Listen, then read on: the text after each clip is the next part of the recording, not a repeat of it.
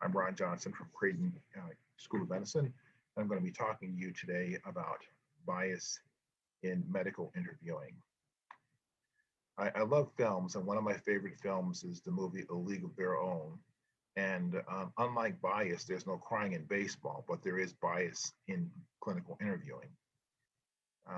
So what do we mean when we talk about bias in medical interviewing? Well, typically, it refers to dispositions, attitudes, beliefs that can result in diagnostic errors, including the misinterpretation of clinically relevant information that could be presented by patients with based on gender, based on sexual orientation, or based on ethno-racial factors.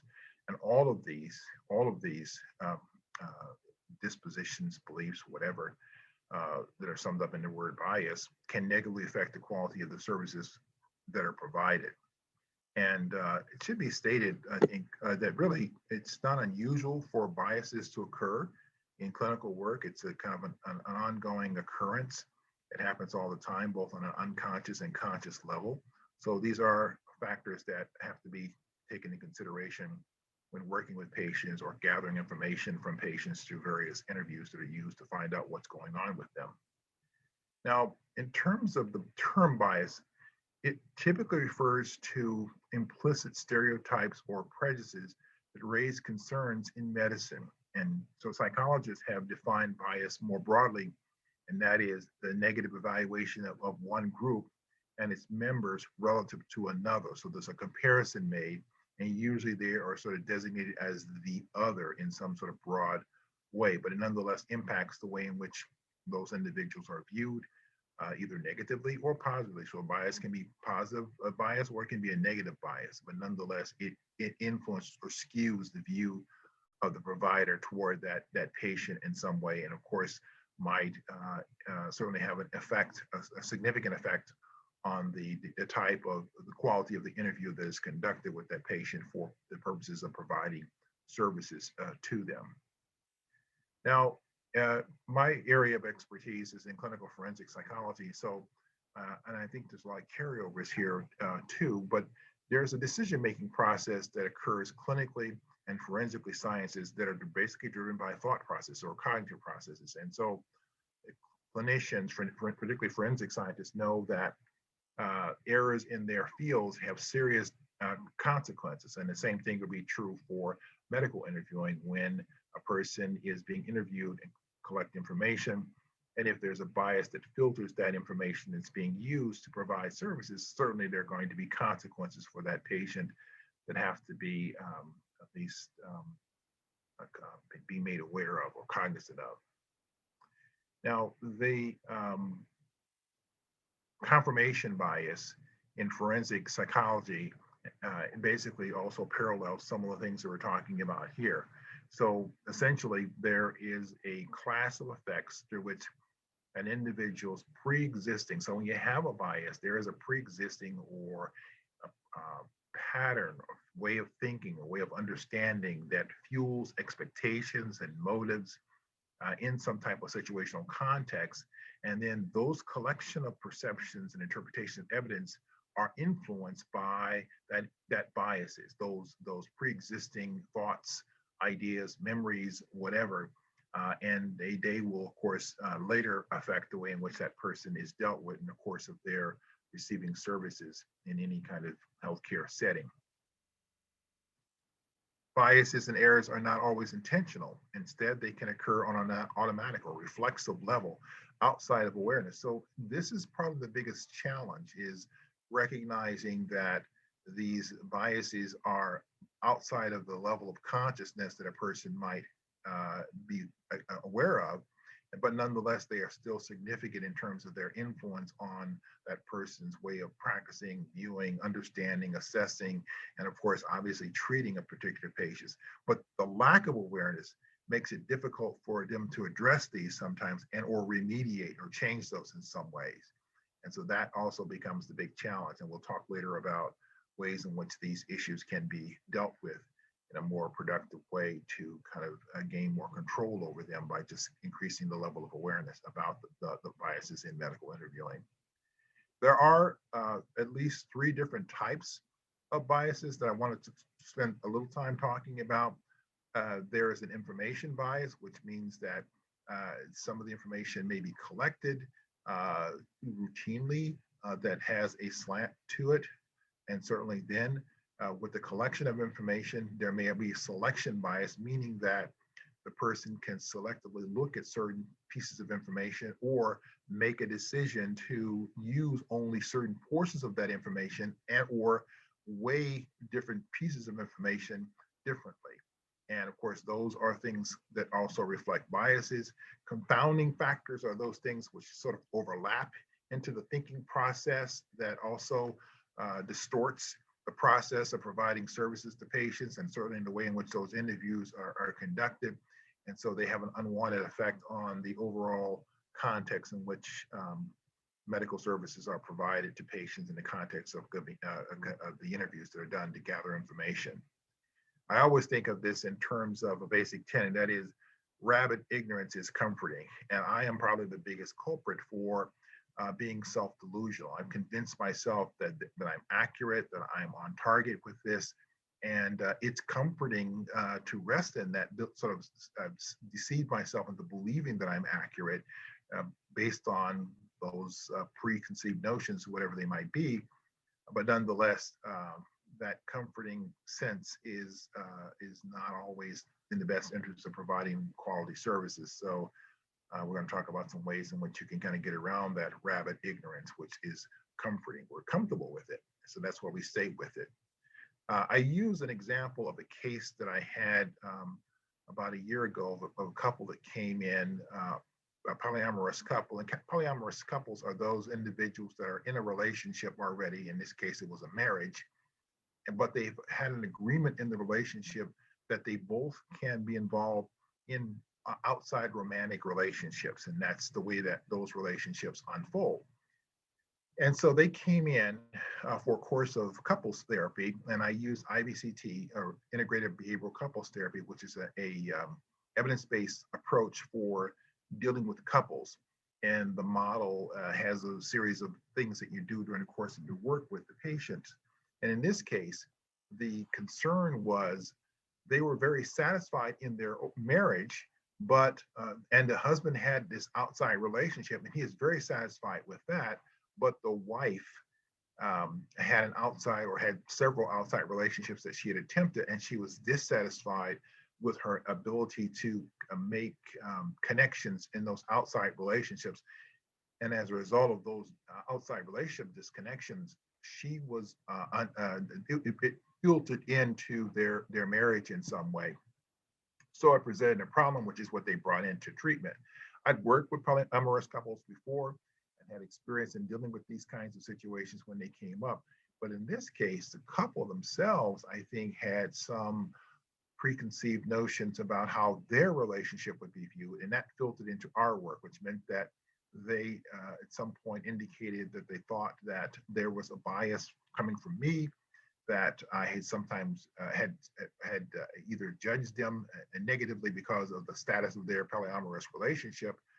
And although I couldn't find any evidence of this, and sought consultation from a couple of colleagues that basically reviewed notes, and my conversations with them about it basically sort of did not hold that up. But it points to an issue that can come up with interviewing patients, and that is the patient can come in with their own pre-existing views about certain things connected with their providers, and those pre-existing views or biases, in this case, could influence the course in which information is provided or shared during the course of treatment. And so providers need to be aware that not only do you come in with those pre-existing biases that might influence the process of interviewing, but the patient's pre-existing biases can also have an influence on the type and quality and scope of information that is disclosed during the course of providing them with services of various kinds.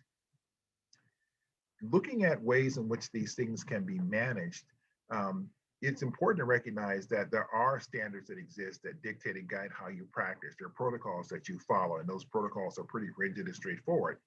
And that helps to kind of create the kind of bias-free practice that we all certainly want to aspire to. you have to be able to provide clear and convincing evidence that you followed them and that there's justification for selecting those procedures, which may or may not reflect a bias on your part.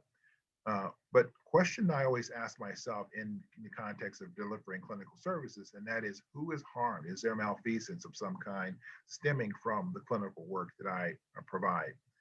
And then the other thing too, because of the forensic work that I've done in the past, and even non-forensic work, can I successfully defend the clinical practices in the event that this blows up into a jury situation? Or could I defend it as I have in the past with peers when I'm presenting this information to the peers and or to the public who might be looking at this as well at some point? So it's kind of a three-pronged approach of sort of capturing, and I think a good way of looking at a manner in which you can approach dealing with biases. The clinical competencies areas are oftentimes the issues with respect to biases, and certainly it's something that should be examined. Do I possess the knowledge necessary for working with diversity related issues? And oftentimes when you start looking at these issues of bias, particularly as it relates to ethno-racial or even gender issues, individuals oftentimes will possess limited documented knowledge of their understanding of diversity related matters. And those are the conditions under which those kinds of biases can manifest themselves and create problems.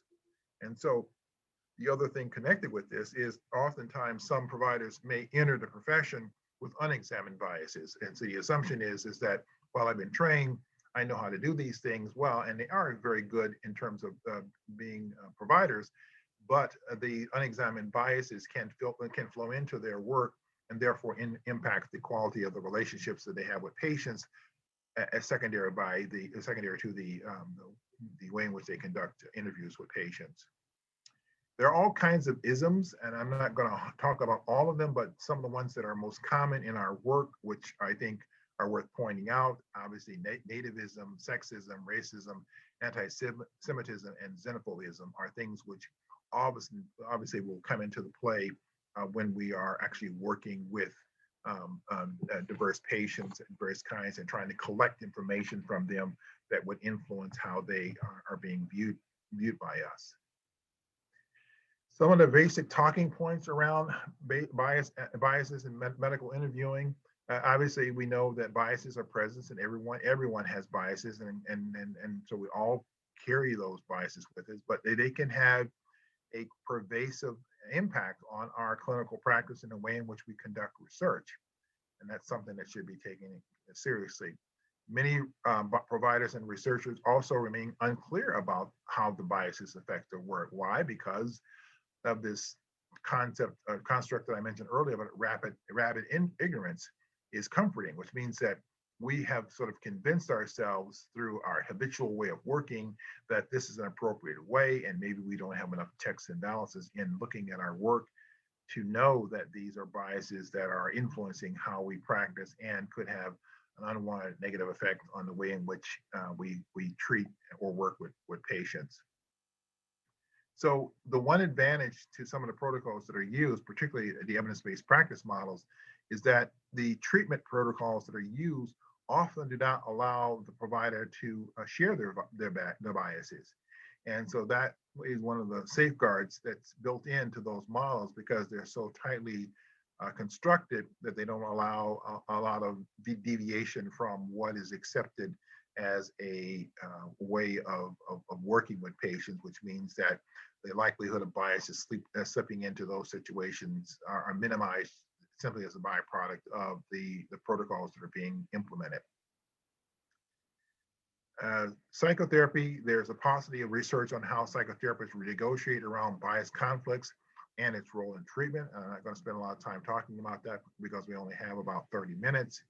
But I did want to just in general talk about just a couple of cases that I've worked with. I'm not going to talk about all 4 of these, but I've worked in capital murder cases before, mainly disorder sex offender cases, and inhalant abuse cases. But in all those cases, if I highlighted and spend time talking about each one of them, there is an issue of bias or on my part that certainly would play a role in how those cases were dealt with. And I'll just highlight a couple of these cases. One was an inhalant abusing a prostitute who was involved in litigation because the state removed her children from her. She had 5 children, uh, and all children. She was Native American, and all of her children had fathers from different races. So there's all these 5 biracial children, and each one of these children were removed from her custody because she was an inhalant abuser and prostitute, so it was unsafe for the children to be in her custody. And during the course of the trial, to decide whether or not her children should be reunited with her, I was hired by the state to assess and testify about about my opinions relative to her receiving custody of the children. My opinion at the time was that the mother was not suitable and it was not in the best interest of the children to place her back with their mother. And each one of her children, when they were placed in custody, though, had some horrible tragedy occur, which I won't go into now. But during the course of the trial connected with this, each one of the children, of course, had their own attorneys representing them, and the mother had her own attorney representing her. And I was accused by the mother's attorney of being against her because her children were all biracial. There was no evidence to support that, but that was the accusation that was made. And I had this seriously think if there was anything connected with this. But I also remember, too, in the course of working with this case, I wanted to come up with options for the court that I could recommend that would be helpful in terms of trying to move this forward. And even though I thought the mother was an unfit mother, not suitable for parenting her children, I did go out of my way to try to locate other alternative sources that would be culturally congruent with her experience that could be extended to the children. In this case, the recommendation was that the children would be awarded to the tribe, and that the tribe would allow the mother to have access to her children, but not have the responsibility for providing for their care. And ultimately, if the court ruled that would be the outcome that they would want in terms of dealing with this particular situation. And so that was one of those cases in which, although a bias was charged, I think the outcome for the children in this case was in their best interest. So oftentimes, I mean, the question that you have to ask yourself is, what is my red line? Where do these occur? Where are my bias lies? Where do my biases lie, both conscious and unconscious? And to what extent am I aware of them? And how do I keep those in check? So the very important question to ask for yourself in terms of a self-assessment. Other things that can come up in clinical work, particularly with interviewing these days, are a patient who presents with a family work stress because of their outspoken political views. And since we're in this political presidential hunt right now, you get a patient who comes in wearing a hat from a particular political candidate that you don't particularly like. Well, how will that affect the level of connection that you can have with that patient? Or the patient embeds strong religious and political views into their conversations with you. Again, how will you be affected by that? Or the patient's strong political, religious, cultural views are the exact opposite of yours. And then, so what do you do with that? And this somehow comes up during the time that you're collecting information with them. And it gets even more dicey if the patient asks you for your take on their political, religious, or cultural views. So it becomes something that I think we all have to grapple with in various ways. And I know that it has come up with some of my patients. I think the only bias that I would say in that area for me would be if someone came in with a Green Bay Packer hat, considering they're my Bear fan, and I would probably want to move away from that person for that reason alone. But I do recognize that as being important. So questions like, is it in the best interest of the patient's values in terms of treatment for me to engage them on the level of these religious, political, or cultural views? Those are questions that I would raise myself, because it does pose an ethical dilemma. And then the other thing connected with this is it appropriate for me as a provider to share my own religious, political, cultural views with the patient? And then how does that affect the process by which I am collecting information from that individual for the purposes of providing services. Just things to think about. I always sort of use this in terms of this concept of beneficence, and that is the idea that if I do disclose a bias on my part, is it done for the benefit of the patient or the provider? So if it's later, we'll talk about some of the things that are done to establish rapport, because I think that is a critical point of connecting with patients. But does that disclosure about some personal thing affect the extent to which I'm able to connect with that patient? So just something to think about. We have biases coming in all kinds of ways because I work in the VA and see patients all the time. Patients will throw out very derogatory terms about certain kinds of doctors that they don't want to work with. And so again, these are things that come up, or the direct questions at me, like who did I vote for, or who will I vote for? These are things that also sort of can be somewhat jarring at the time and might also influence the way in which my biases get elicited as I view that patient in some way. Other things that can come up in terms of the reactions to patients, the way that they present, either by socioeconomic status, LGBTQ+, or their ethno-racial status. All of these, of course, can affect the way in which the person presents their symptoms, symptom severity, prognosis, influence, and on the treatment process. And so I have to be mindful of that in my work. I won't talk a lot about this, but I had a case some years ago where I had to evaluate a police officer who had killed his infant son. And this incidentally occurred probably about a month after my son was born. So that also sort of stirred up a lot of things. But again, thinking about biases, were there biases involved in that process of working with that particular individual?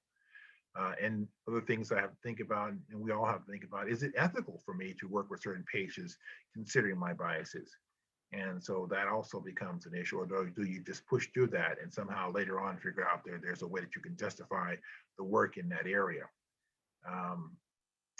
I had referrals made to me just on this basis, a licensed independent provider from another licensed independent provider who said, he is a homosexual and you can help him with that. So I'm thinking, well, what kind of referral is this? And why would someone say something like this?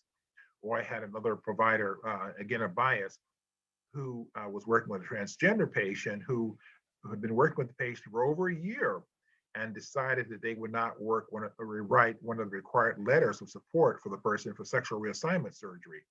And that also presented a problem in terms of a bias-related factor in terms of treatment. So I think the watchword here in terms of guidance is only practice in those areas where you have the expertise and that you're not overly compromised as a result of your own sort of views of certain situations. Ask yourself, what kind of clinical patient situations trigger your biases? These are things to think about.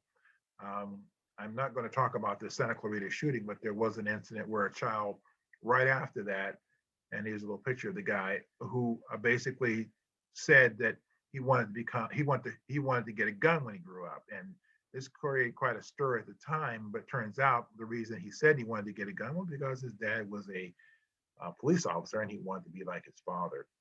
So when we look at how you can address some of these things, the respect model is used, and it's widely used to promote physicians' awareness of their own cultural biases and to develop physicians' rapport with patients from different cultural backgrounds.